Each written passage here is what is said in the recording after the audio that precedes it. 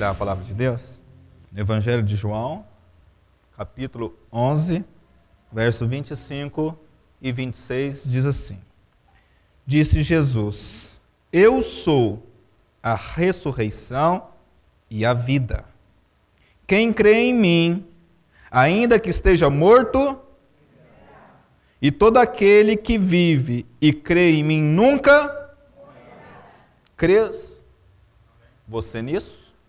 Vamos, como eu estava dizendo, né, antes da palavra, eu quero compartilhar com a igreja hoje a respeito de um assunto, né, que foi brincadeira, né? Nem todos gostam, né? Eu acho que ninguém deve gostar, né? De morte, né? Eu acho que ninguém fica planejando um dia da sua morte, fica? Você fica planejando, tem algumas sessões, né, pastor Janir?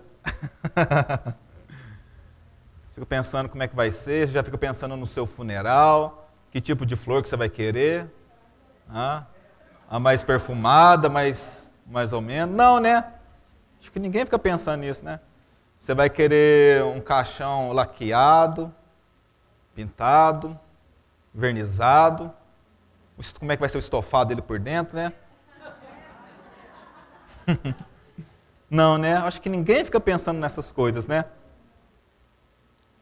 Jesus, aqui ele fala algo, às vezes, para quem não conhece a palavra, estranho. Jesus diz assim, ele se declara a ressurreição e a própria vida. Jesus diz que ele é a vida e que além dele ser a vida, ele é a própria ressurreição. Se Jesus é a vida, ele é aquele que tem o poder de dar a vida. Se Jesus é a ressurreição, é aquele que tem o poder de trazer da morte a vida. Ele não é a vida. O que significa ressurreição? Ressurgir ou nascer novamente. Por acaso nós, homens, seres humanos, temos esta capacidade de nascermos de novo? Mas há alguém que tem o poder de nos fazer ressurgir, nascer uma outra vez. Esse é Jesus, o Filho de Deus. Aquele que veio a este mundo, justamente para nos dar vida. Jesus diz assim, quem crê em mim, ainda que esteja morto. Meu irmão, ele faz uma pergunta. Por acaso o morto acredita em alguma coisa? Ele lá no caixão, ele consegue crer em Jesus? Não, né? Não é desse tipo de morte que Jesus está falando nessa primeira sentença. Nessa primeira sentença, Jesus está falando a respeito da morte espiritual, da alienação de Deus, do afastamento de Deus, ao qual o apóstolo Paulo, em Efésios 2, vai dizer que todos nós estávamos mortos em nossas ofensas e em nossos pecados. A morte aqui, eu estudando hoje e li no dicionário, que morte significa fim da vida, cessação da vida. Nada mais claro do que isso, né? Mas, irmãos, segundo a palavra de Deus, eu entendi que morte é um estado de privação, um estado de exclusão, um estado de você estar desprovido, sem, excluído, privado de alguma coisa. Porque a morte em si não é um estado final da vida. A palavra de Deus nos ensina que o ser humano é um ser composto de 3 partes, ou tricotomia. O ser humano é composto de corpo, estado material, físico, também composto de alma e espírito. O ser humano é formado por essas 3 estruturas que formam nós, você. Platão vai dizer que a alma, ela vem para o corpo num estado inferior. A palavra de Deus diz, lá em Gênesis, que quando o homem foi criado por Deus, Deus tomou o homem do pó da terra. Deus formou o homem, Deus moldou o homem, Deus criou o homem, mas o homem ainda não tinha a vida. Então Deus pega o seu ruá, que é o Espírito de Deus, no hebraico ruá, para simbolizar o Espírito de Deus, que nos remete ao pensamento de que Deus, ele enche o seu pulmão de ar e assopra no homem o fôlego da vida. E diz então que o homem se tornou alma vivente, composto pelo seu corpo, essa estrutura molecular que nos faz conhecido uns dos outros. Então esse tipo de morte, a cessação da vida ou o fim da vida, não é esse tipo de morte que Jesus está dizendo nessa primeira sentença. Porque ele está dizendo, quem crê em mim, ainda que esteja morto, viverá. Jesus está falando da exclusão do Pai. Estarmos alienados de Deus, afastados de Deus, segundo a palavra de Deus, isso nos mostra que nós estamos mortos. Porque sem a presença do Espírito Santo de Deus em mim e em você, nós nada podemos fazer, nós nada podemos construir, planejar alguma coisa que agrade ao nosso Criador. O ser humano, por si só, na sua estrutura, no seu físico, no seu entendimento, ele alienado de Deus, isso é, ele distante de Deus, apartado de Deus, ele está num estado morto, um estado sem vida para com Deus. E justamente Jesus, o Filho de Deus, o Emanuel, o Deus conosco, veio a essa terra para nos dar vida. Em João 3,16 diz que Deus amou o mundo de uma forma tal, que deu o seu Filho unigênito, para que todo aquele que nele crê não pereça, mas tenha a vida eterna. A vida eterna ela está em Jesus. E alienados de Jesus, distante de Jesus, não podemos ter vida com o Pai. Porque Jesus, ele fala a respeito de si mesmo. Eu sou o novo e vivo caminho. Em João 10 ele diz, eu sou a porta. Quem passar por mim sairá e encontrará pastos verdejantes. Jesus está dizendo, eu sou a ressurreição e a vida.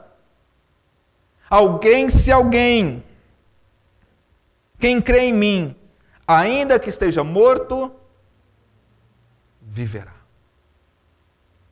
Jesus, ele tem a capacidade de fazer o que fez conosco, o que fez com você. O que diz em Colossenses 1,13, que um dia ele nos transportou do reino das trevas e nos levou para o reino do Filho do seu amor. Eu e você, alienados de Deus como estávamos. A palavra de Deus diz que antes de conhecer a Deus, o nosso lugar era o lamaçal, o charco do pecado, uma areia movediça. E quanto mais eu e você nos esforçávamos nos nossos próprios esforços, nossa própria força, nosso próprio entendimento, nós queríamos sair daquela condição de escravidão, mas nós afundávamos. Não foi da nossa capacidade, não foi da nossa força que nós saímos de lá, mas foi Jesus que nos tomou, que nos libertou das garras, das correntes, das cadeias de Satanás e nos colocou sobre ele, que é a rocha da nossa salvação.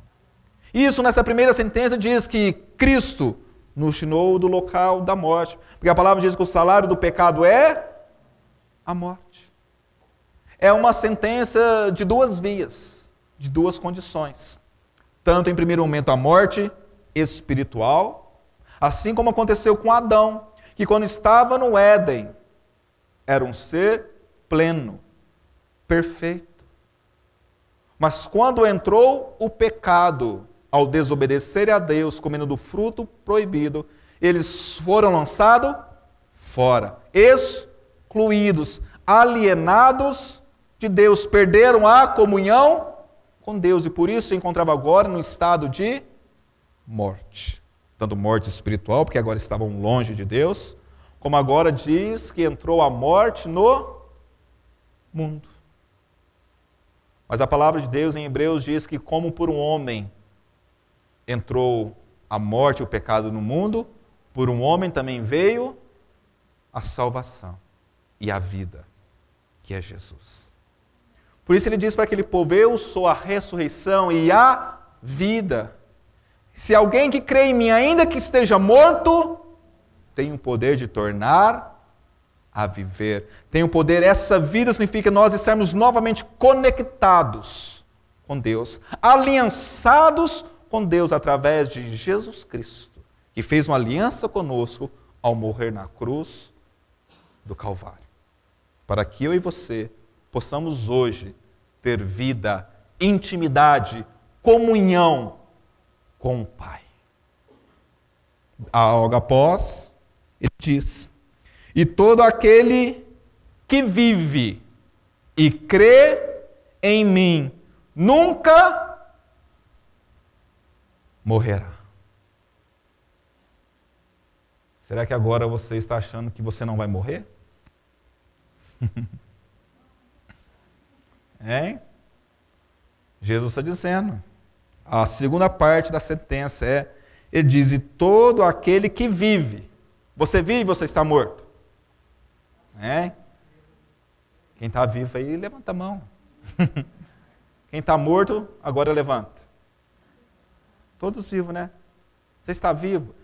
E aquele que vive e crê em mim, nunca morrerá. Eu te pergunto, o que é isso? Boa pergunta, né? Será que agora você vai viver eternamente? Será que agora você vai viver 1000 anos, 2000 anos, 3000 anos, infinitamente sobre a face dessa terra? Irmãos, não é disso que Jesus está dizendo. Jesus também está falando de algo espiritual. Mas o que eu quero que você compreenda essa noite, que aquele que está em Jesus, que aquele que crê nele, esse nunca provará a morte. Você entendeu ou não? Ou deu um nó na cabeça? Que aquele que está em Jesus, não é que ele disse aqui, e aquele que crê em mim, e todo aquele que vive e crê em mim nunca morrerá.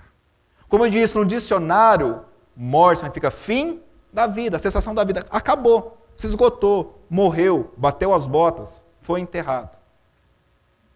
Mas segundo o conceito da palavra, eu entendo que essa morte, Jesus está falando da privação, da exclusão de algo que Deus tem preparado para os seus.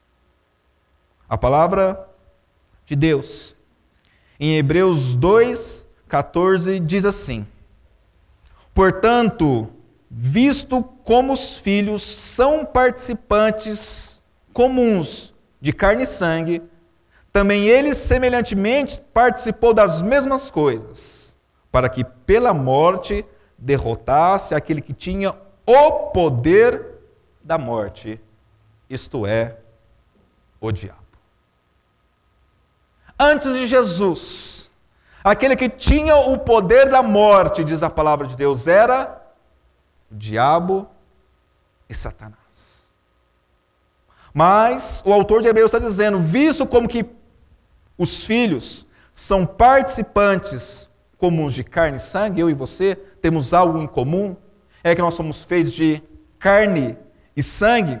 Também Jesus veio a essa terra e participou das mesmas coisas. O Verbo se fez carne e habitou entre nós, para que pela a sua morte ele derrotasse aquele que tinha o poder da morte, Satanás. O interessante, irmãos, é que nem a morte, nem os grilhões da morte, nem as cadeias da morte, nem os laços de morte puderam deter o teu Senhor, o teu Salvador, o teu Redentor. Por isso ele próprio se declara: eu sou a ressurreição e eu sou a vida. Aquele que crê em mim nunca morrerá.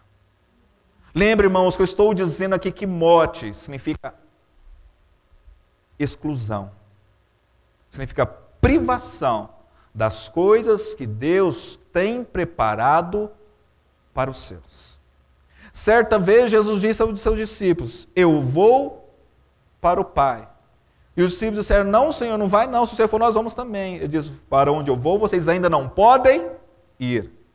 E lá, se não me engano, em João 14 diz: eu vou ao Pai e prepararei para vós moradas.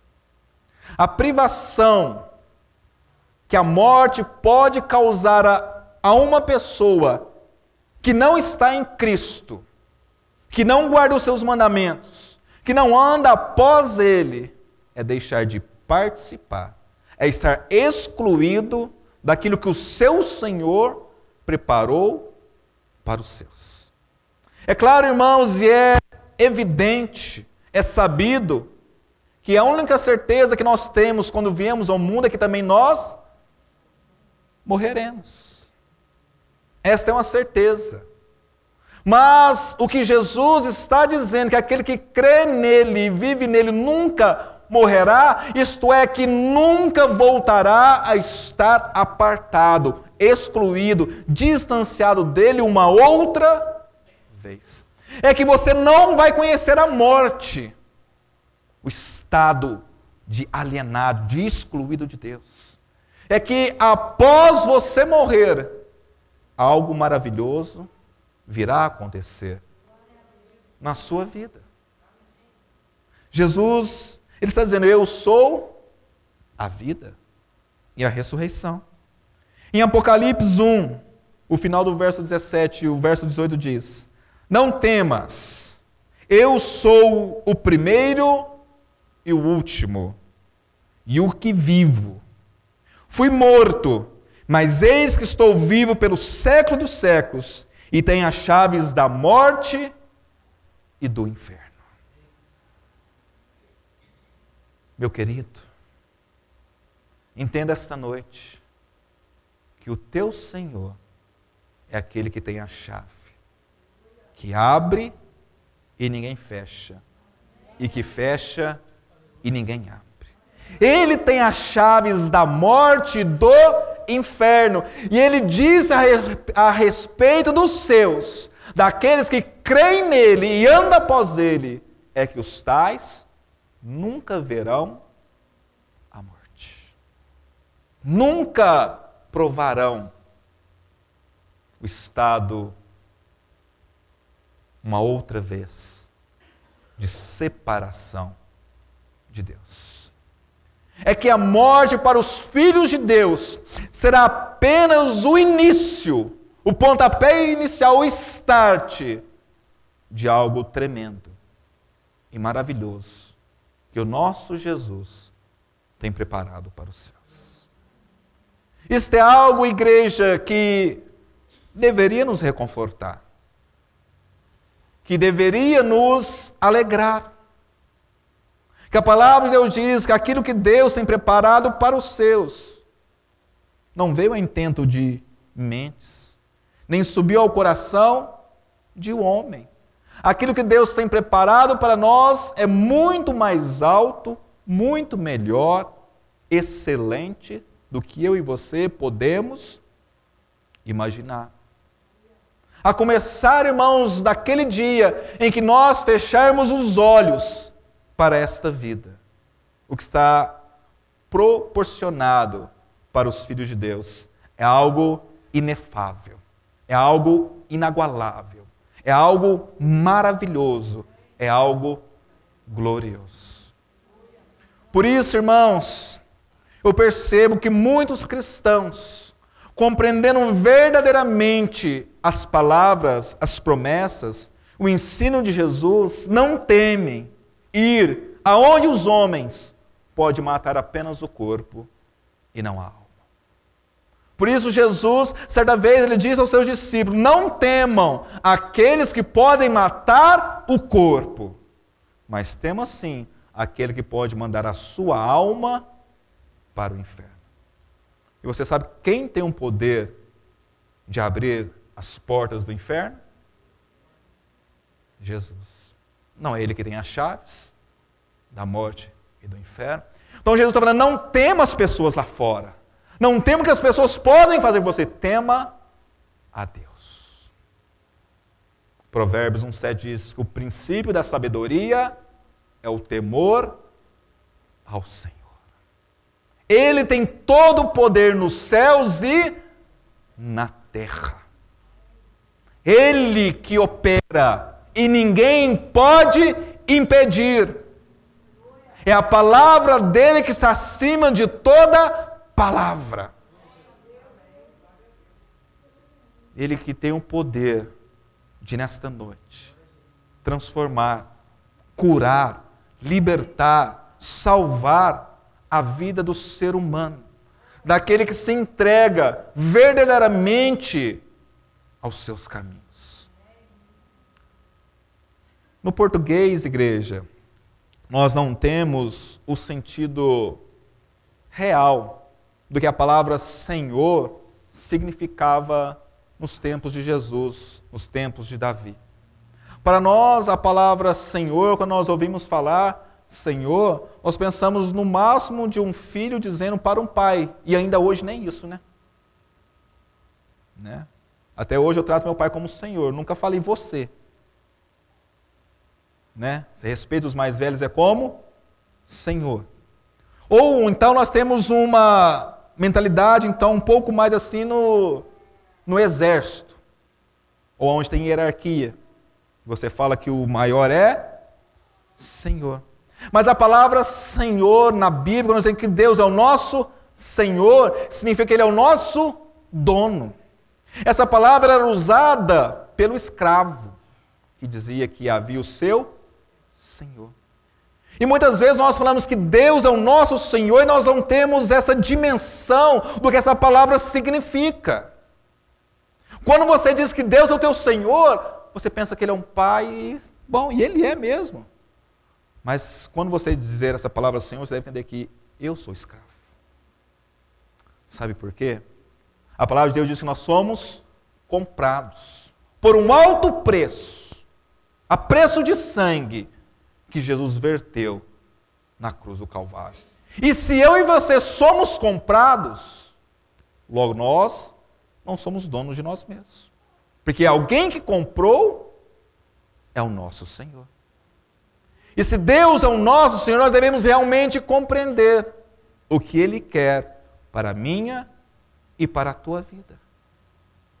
E quando realmente nós compreendemos que Jesus é o nosso Senhor e que nós somos os seus escravos, parece estranho, né, dizer isso? Mas é que você vai entender que só em Jesus você tem verdadeira liberdade. Porque Ele é aquele que nos liberta de todas as coisas dessa vida. O apóstolo Paulo diz, por aquilo que você é vencido, você se torna escravo. Eu já disse isso aqui. Se você é vencido pelo vício, logo você não domina o vício, mas o vício te domina. Logo, se você é vencido por alguma outra coisa, essa outra coisa te domina e você não tem poder sobre ela. Mas quando você se torna escravo de Jesus, você é livre de todas as prisões. Ao ponto de dizer até para o seu Senhor eu não te quero mais. Ele não vai te obrigar a fazer nada. Jesus, em Romanos 8, 38 e 39, diz um verso muito conhecido também. Porque estou certo, diz o apóstolo Paulo, que nem a morte, nem a vida. E por ele vai a altura, profundidade, principado, potestade. Mas olha o que diz, que eu estou certo de que nem a morte pode nos separar do amor de Deus que está em Cristo Jesus. Se você está em Cristo Jesus, você não vai provar a morte. Você não vai conhecer a morte, aquele lugar de alienação, de exclusão de Deus. Mas a morte será apenas o início para uma vida eterna. Para aquilo que Deus tem preparado para aquele que realmente crê e anda nos seus caminhos. A palavra crer não significa apenas acreditar de intelecto, de conhecimento. Mas a palavra crer imputa, nos traz uma consequência de aquilo que nós conhecemos, também vivemos. Porque tem muitas pessoas que conhecem a palavra, mas não a vivem, não a praticam. E disso eu torno a dizer. Vocês vão estar chatos de ouvir isso, porque é o exemplo que eu gosto de dar. A parábola dos 2 alicerces. Do homem prudente e do homem louco. Jesus disse que havia 2 homens que conheciam a palavra de igual modo. Mas um construiu sobre a rocha e o outro quis construir sobre a areia.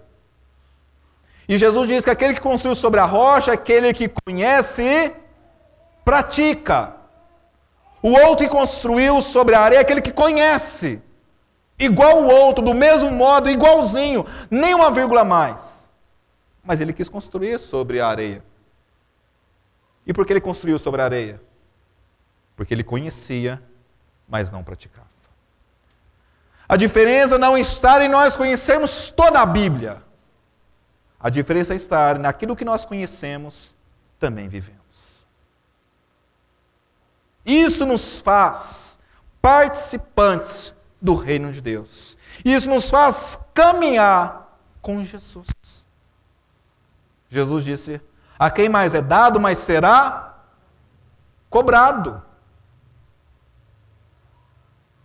Agora você vai dizer, então vou deixar de vir na igreja, porque o que eu quero eu já conheci, tá bom. Mas é que o que você conhece é suficiente para te levar aos céus?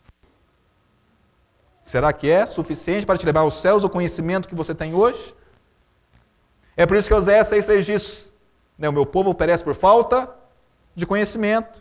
O profeta também diz, conheça o Senhor e prossiga em conhecê-lo. Jesus diz, errais e não conhecerás Escrituras. Porque você sabia que se você é fiel, temente ao Senhor, guarda os seus mandamentos, você não vai saber o que é morte? Você vai saber o que é algo muito melhor, muito maravilhoso. Irmãos, em Mateus 27, 51, você está com a sua Bíblia aberta lá ainda? Volte lá no primeiro evangelho. Mateus 27, 51. Diz assim: eis que o véu do templo se rasgou em 2, de alto a baixo. Tremeu a terra, fenderam-se as pedras, e abriram-se os sepulcros, e muitos corpos de santos que dormiam foram ressuscitados. E saindo dos sepulcros, depois da ressurreição dele, entraram na cidade santa e apareceram a muitos. Que medo, hein, irmãos? Imagina você lá em Jerusalém nos dias de Jesus, vendo aquele vizinho seu que foi enterrado há 10 anos, agora lá andando no meio do povo. Hein? Às vezes nós não dizemos, aqui na igreja não tem ninguém desse jeito, tá? Às vezes aquele inimigo daquelas pessoas, o inimigo. Aqui ninguém tem inimigo, tá? Aqui todo mundo só tem amizade, Porque Jesus mandou nós amarmos os nossos inimigos e orarmos por ele. Então não é de vocês que eu estou falando, tá? Então imagine que naquele dia, as pessoas que morreram com o inimigo, jurado de morte, vendo ele caminhar naquele dia. E ele se levantou do túmulo para me matar.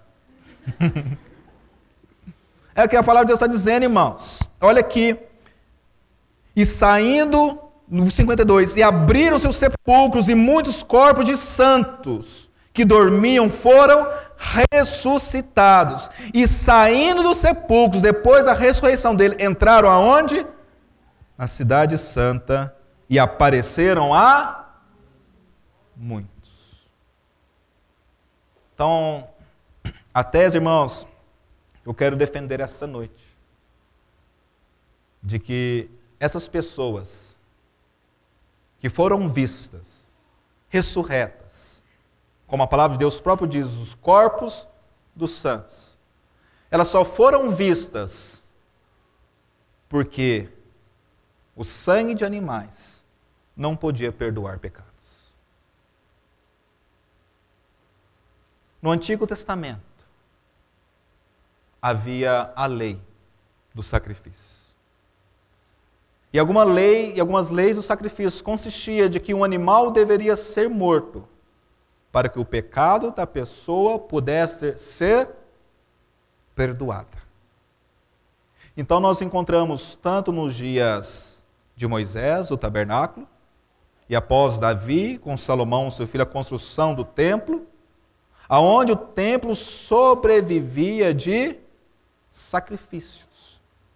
Lembra quando Jesus entrou em Jerusalém, foi ao templo e virou a mesa dos cambistas, jogou tudo para o ar? Era porque ali eles estavam deturpando o sistema de sacrifícios. Porque eles estavam fazendo a casa de Deus um lugar de comércio. Em que consistia o sacrifício? A pessoa que estava convicta do seu pecado e buscava o arrependimento em Deus, para que esse pecado pudesse ser perdoado, ele consistia de um sacrifício, consistia na prática de um sacrifício. Então o ofertante, a pessoa que pecou e se arrependeu dele, agora queria a expiação do seu pecado, ele ia no templo. Ele ia oferecer um animal, para que através do sangue do animal, o seu pecado pudesse ser perdoado. Que a palavra de Deus, que sem derramamento de sangue não há remissão de pecado. Se não houver derramamento de sangue, não tem como o pecado ser perdoado. Porque o pecado lhe requer sangue. E não é isso que a palavra de Deus diz, que o salário do pecado é a morte? Eu estava dizendo tanto primeiro morte espiritual e depois a própria morte física da carne, o fim da vida. Mas para que o pecador não morresse, logo ele deveria morrer, porque foi ele que pecou, Deus fez algo para que ele não morresse. Deus disse que ele poderia ofertar um animal para morrer em seu lugar. Então o ofertante ia ao templo, e ali ele oferecia o sacrifício. Ele chegava diante do animal, de um cabrito, de um bezerro, e colocava as suas mãos sobre a cabeça do animal, e ali confessava o seu pecado, ou os seus pecados. Simbolizando que ao confessar os pecados do homem, passava para o animal. Sem derramamento não há remissão de pecado. Para que então o pecado daquele homem pudesse ser perdoado, aquele animal tinha que morrer. E aquele animal era imolado, não degolado, o animal era imolado, o sangue pego numa vasilha, onde o sacerdote entrava no santo lugar para oferecer expiação a Deus pelo pecado daquela pessoa.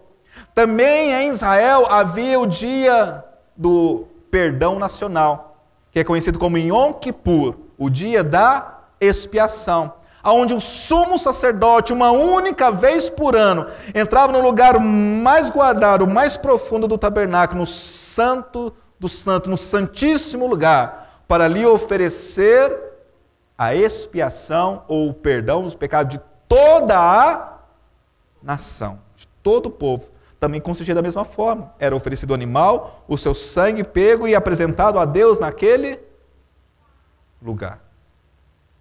Mas a tese que eu quero defender é que esse sangue, na verdade, não perdoava.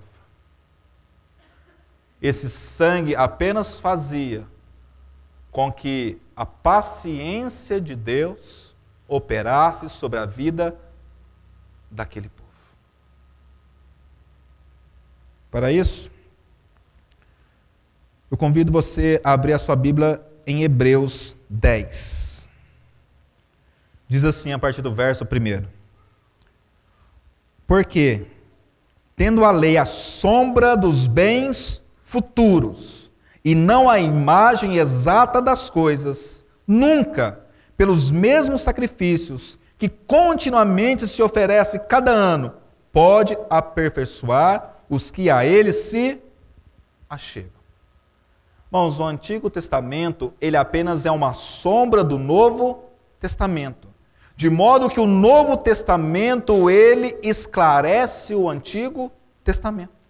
Então as pessoas do Antigo Testamento, eles viviam como numa sombra, num relance, daquilo que estava por vir, do tempo da graça. Olha o que está dizendo aí, porque tendo a lei a sombra dos bens futuros, e não a imagem exata das coisas. O sistema de sacrifício tipificava a Jesus, o Cordeiro de Deus que tira o pecado do mundo. Assim como aquelas coisas prefiguravam a vinda de Jesus, a vinda do Cordeiro de Deus. Aquela simbolizava que havia de vir o Cordeiro de Deus. Queria realmente fazer um sacrifício perfeito de uma única vez. Porque o sacrifício de ano em ano que eles faziam aqui não podiam aperfeiçoar aquelas pessoas que se achegavam a Deus através da oferta de animais. Porque, tendo a lei a sombra dos bens futuros e não a imagem exata das coisas, nunca, pelos mesmos sacrifícios que continuamente se oferece cada ano, podem aperfeiçoar os que a eles se chegam. De outra maneira, teriam deixado de se oferecer, porque purificados uma vez, os ministrantes nunca mais teriam consciência do pecado. Que se aquele sangue realmente limpasse e purificasse, não precisava todo ano fazer, porque tendo feito só uma vez, não precisava repetir. É o que o autor de Hebreus está dizendo. No verso 3 ele diz: nesses sacrifícios, porém, cada ano se faz comemoração dos pecados. Porque é impossível que o sangue de touros e de bodes tire pecados. Você está vendo o que a palavra de Deus está dizendo? Porque é impossível que o sangue de animais tire pecados. Por isso eu afirmo nesta noite que os sacrifícios do Antigo Testamento não tinham a capacidade de perdoar os pecados daquele povo. A palavra de Deus diz que esses pecados ficavam sob a paciência de Deus, sobre um tempo de espera, até um momento certo, até um momento oportuno. E qual momento que é esse? A vinda do Cordeiro de Deus, daquele que tira o pecado do mundo. E por isso, irmãos, nós hoje não fazemos mais a expiação dos nossos pecados como eles faziam. Porque agora os rituais de ofertas, de animais e de sacrifícios não estão mais vigentes hoje na nova aliança. Porque Cristo já aperfeiçoou todas essas coisas, morrendo de uma vez por toda a humanidade. É por isso que Jesus não precisa vir todo ano e morrer na cruz. Ele já fez isso de uma única vez. Ele pagou um preço para tirar o pecado do mundo. O pecado este, que se você viver, realmente, quando você morrer nesta vida, te afastará de Deus. Ou, te afastará não, você já estará afastado. Porque o salário do pecado é a morte. Primeiro morte espiritual e depois a própria morte. Então aquele versículo que diz que aquele que crê em mim nunca morrerá, não será realidade na vida dessa pessoa. Porque é para aquele que crê em Jesus, anda nos seus caminhos e guarda os seus mandamentos. É por isso que eu vejo tantas pessoas compreendendo isso e tendo a revelação disso em suas vidas, não tenham medo de morrer. Pessoas que saem do Brasil, dos Estados Unidos, da Alemanha, da França, e vão lá para países que sabem que elas vão morrer. Porque lá é proibido pregar o Evangelho. Eu não estou dizendo, irmãos, que todas as outras pessoas que ficaram não creem e não entendem dessa forma. Não é isso que eu estou dizendo. Não estou generalizando, falando que só aquelas que entendem, não. Você também compreende. Você também entende essas coisas. Mas o que eu quero que você entenda essa noite é que Cristo morreu por você para te trazer novamente a comunhão e a intimidade com o Pai. Ele disse que se você crer nele, você nunca provará, nunca verá a morte. Você vai fechar os seus olhos para essa vida, mas essa vida não vai poder te matar, ou poderia dizer assim. Porque nem a morte, nem a vida pode nos separar do amor de Deus que está em Cristo Jesus. Entenda uma coisa, igreja, estar afastado de Cristo e de Deus, isso já implica em morte. Por isso Jesus diz, aquele que crê em mim, ainda que esteja morto, viverá. Que quando ele crê, ele sai do lugar de afastamento e vem para a vida com Deus. Estar distante de Deus é morte, morte espiritual. Estar andando com Deus significa ter ressurreto uma outra vez para estar com Jesus. E isso começa quando? Começa agora, irmãos, na sua igreja. A partir de agora, a partir deste momento, se você realmente entregar a sua vida a Deus, reconhecer que Ele é o teu Senhor, não um Senhor assim de bencinha, papai, não. Mas o teu Senhor, de realmente você entregar totalmente a Ele, de você se render a Ele, você passa a ter vida. Vida com Deus. Vida eterna. Vida com o Pai. Porque Deus enviou o seu Filho ao mundo, não para condenar o mundo, mas que o mundo fosse salvo por Ele. Jesus veio para salvar. Mas em João 4:3 diz, mas o povo, mais as pessoas, mais os seus, amaram mais as trevas, porque as suas obras eram más. Mas você, irmão, já está andando na luz. Você tem revelação de Deus. Você tem ouvido a palavra de Deus. O Espírito de Deus tem testificado em seu coração, para que agora você seja filho de Deus, através de Jesus, que nos reconciliou com o Pai. Através de Jesus, nós fomos novamente ligados com Deus, aliançados com Deus, tendo agora uma vida com Deus, e essa vida agora para ser realmente vivida com Deus. Romanos 3, 23, não precisa abrir a sua Bíblia, eu leio para você. Romanos 3, 23 e 24 diz assim, porque todos pecaram e destituídos estão da glória de Deus. Quem que pecou? Todos. Ou será que você é a única exceção que não está no meio desse todos? Todos são todos. Não há exceção. A única exceção que há é Jesus.